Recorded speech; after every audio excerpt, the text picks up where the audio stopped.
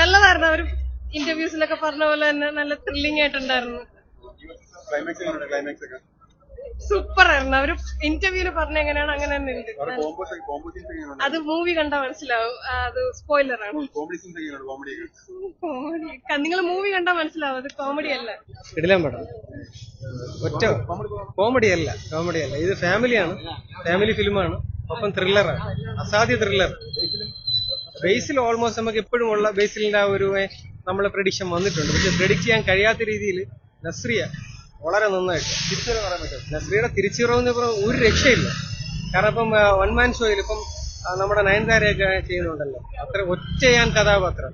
ആ എടുത്തിട്ടുള്ള aggressiveness, expressions, unpredictable ആയിട്ടുള്ള ട്വിസ്റ്റ്, സെക്കൻഡ് ഹാഫിലെ ഒരു ഭയങ്കരമായിട്ടുള്ള നമ്മളെ പിടിച്ചിരുത്തുന്നത് ഓരോ movements, what's going to happen next എന്നുള്ള ഒരു വല്ലാത്ത നിലയിൽ ഒരു പ്രഡിക്ഷൻ ആയിരുന്നു. അടിപൊളി. അല്ല, കൊള്ളായിരുന്നു. സീറ്റ് ത്രില്ലറാണ്.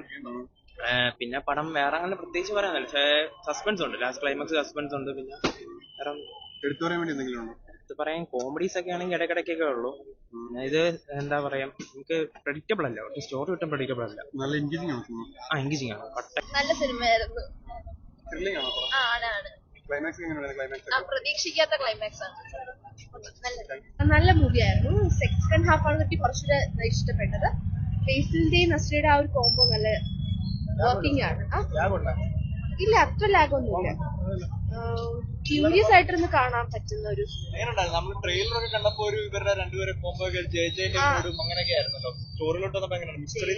അതുപോലെയുള്ള ഒരു ഇതല്ല, എന്നാലും നല്ല ക്യൂരിയസ് ആയിട്ടിരുന്ന് കാണാൻ പറ്റിയ ഒരു സിനിമയാണ്. കൊള്ളാം, അടിപൊളിയായിട്ടുണ്ട്. Must theatre watch movie.